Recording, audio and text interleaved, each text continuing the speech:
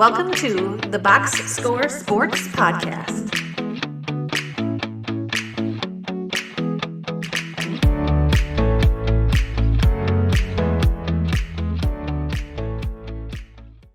Welcome back, everybody, to the Box Score Sports Podcast. I'm your host, Ryan, and we're just going to really briefly talk about the Lakers losing to the Wolves, losing this series to the Wolves in 5 games. The Wolves win the first round series against the Lakers 4-1. We're going to talk a little bit about the game, some takeaways that I took from the series, and what we expect a little bit about the Lakers and the Wolves moving forward. Before I get into it, let me know in the comments down below, what are your thoughts on this series? Why did the Lakers lose? What impressed you about the Timberwolves? How far do you think the Timberwolves can go?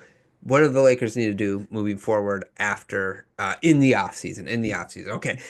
Also, if you like what you hear, subscribe to the channel, like the video. Okay, let's talk about it, guys. So if I told you, okay, Lakers must-win game, if I told you that Anthony Edwards would only score 15 points, including 0 for 11 from 3.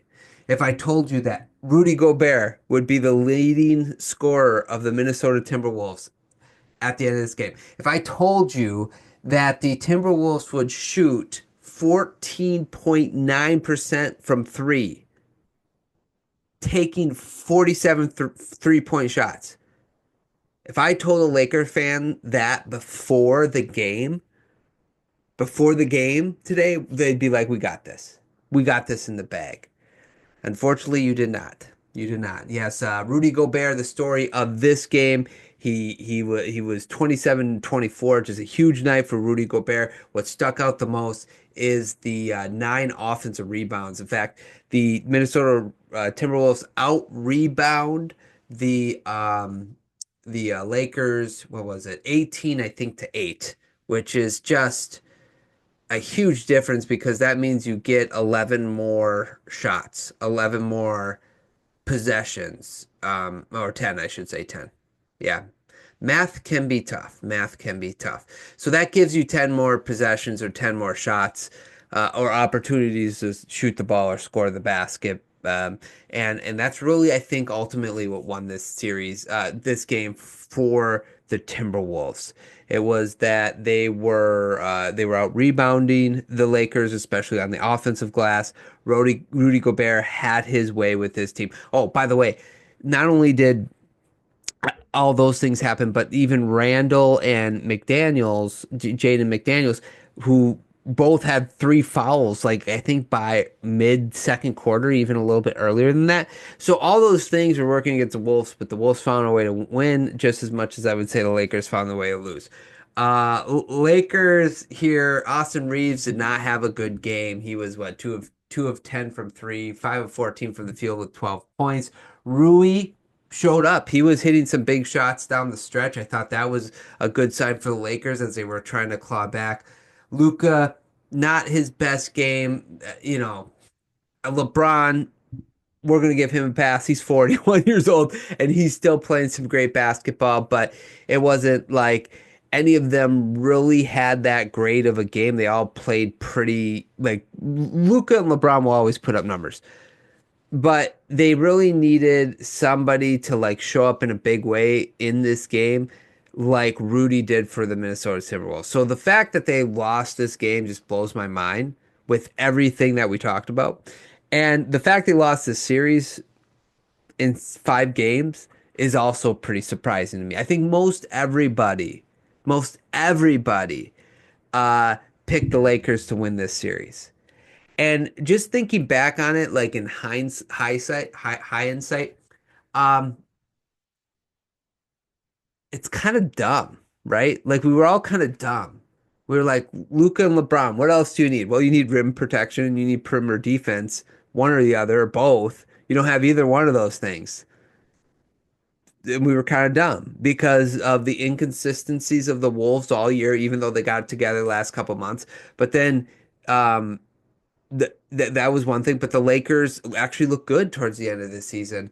But in a series with a team that is as big as the Timberwolves, who can play different rotations, it just was not a good matchup for the Lakers. And I don't know why any of us thought it was going to be a good matchup for the Lakers.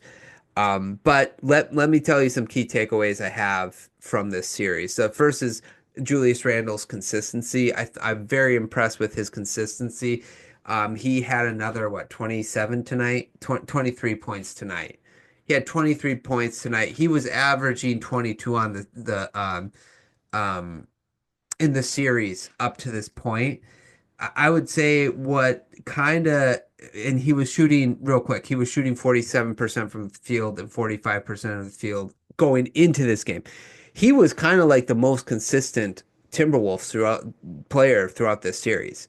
Anthony Edwards, amazing, great, understandable, but like even in today's game, he shot 0 of 11 from 3, 0 from 11, and 5 of 19 from the field. He only had 15 points. Now, the Lakers were doing a good job of pressuring him, getting the ball out of his hands, making every shot very difficult for Anthony Edwards. But Randle, he shot 50% today, 23 points. Randle was a constant throughout this series.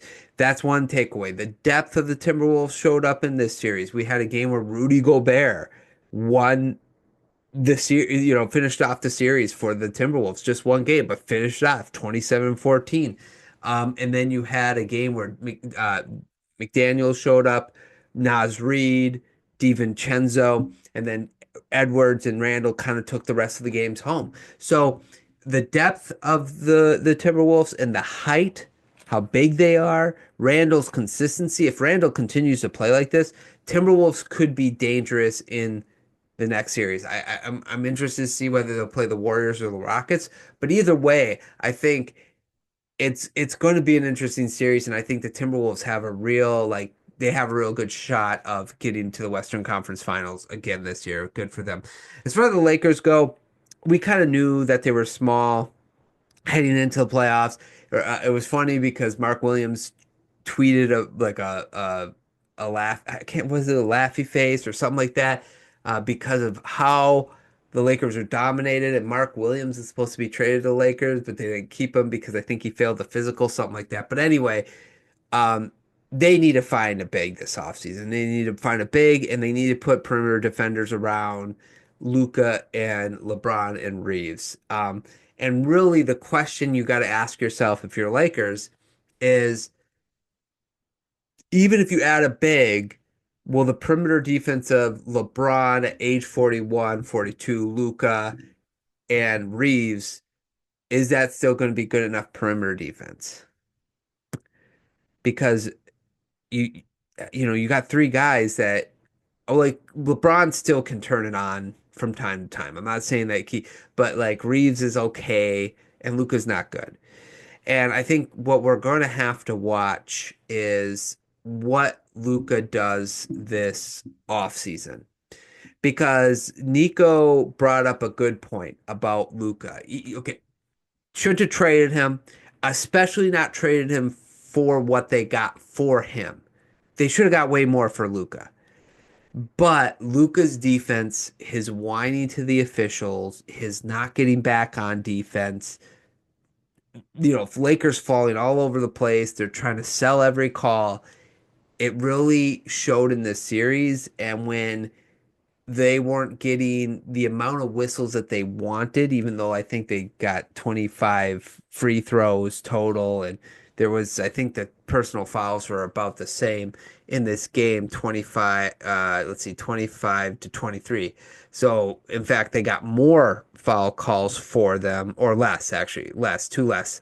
Um, but it wasn't that much of a difference. It's just the way basketball is being played. So I'm curious to see if in the playoffs, I'm curious to see if Luka gets in shape. Will he transform himself, or is Nico going to be right in the sense of it's going to be really hard to win a championship with Luka because Luka does not want to play defense, essentially, right? So that's all I got. That's all I got as far as the game, the series, the what I see the Timberwolves doing moving forward and what I see the Lakers. I'm very interested to see how far the Timberwolves could go and what the Lakers will do this offseason. Okay, that's all I got for you guys. Remember, let me know in the comments down below what you thought of the game, the series. How far do you think Minnesota is going to go if I can talk at 12:30 at night? And what do the Lakers do this offseason? Thanks so much for listening. I hope you guys enjoyed, and we will talk to you guys real soon. Thanks so much for watching this clip of the Box Score Sports Podcast. I hope you guys enjoyed. If you haven't yet, please subscribe to our channel. Follow us on Instagram and Twitter or X. And we'll talk to you guys real soon. See ya.